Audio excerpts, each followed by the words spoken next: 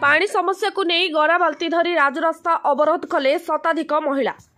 पानी समस्या को नहीं राजरास्ता रे गरा बाल्टी धरी शताधिक महिला रास्ता अवरोध कले। एभली देखिबाकू मिलिछि गंजाम जिला पलसरा ब्लॉक अधीनस्थ भाबरडा गाँव में।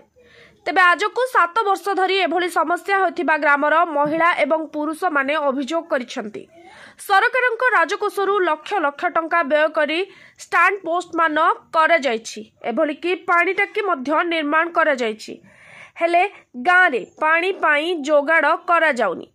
एनै पंचायत आरंभ करी प्रशासन जाए ग्रामवासी अभियोग करी आसुथिले मध्य कौनसी सुफल मिली पारु नाही, जहा फल आज भाबरडा गाँवर शताधिक महिला एवं पुरुष एकत्रित होई राजरास्ता अवरोध करिसेंती।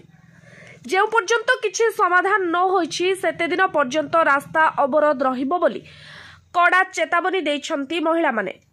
अन्यपटे यात्रीवाही बस गुड़िक अटकी रही। स्कूल छात्र छात्री तथा बस रे आसीथिबा यात्री माने मध्य असुविधार सम्मुखीन होइथिबा देखिबाकू मिलिछि।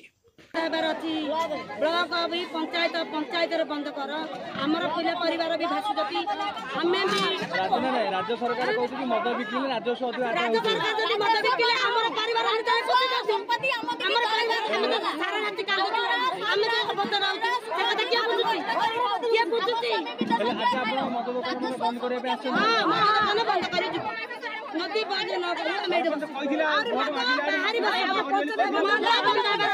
एबे पूरा जायसे ना घर घर मत बिकत जदी आमे नियम मारू हम संग हम नियम मारू आमे मां माने जदी महिला माने जागिरी नियम मारू आपण मत जदी न बंद जो मद बंद नहीं राती पानी मद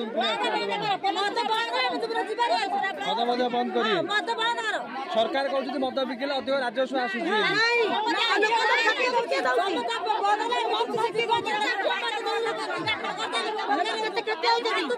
हेले आपण माने चाहते कि मद एटी बंद आवा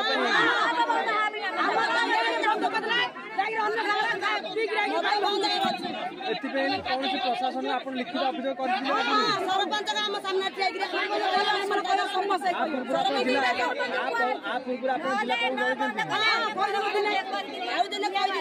को हमर एने बंद ना अन्य ब्लॉक जाई पीगिरा के गाड़ी भाउची से गाड़ी बंद कर मत पीगिरी बाई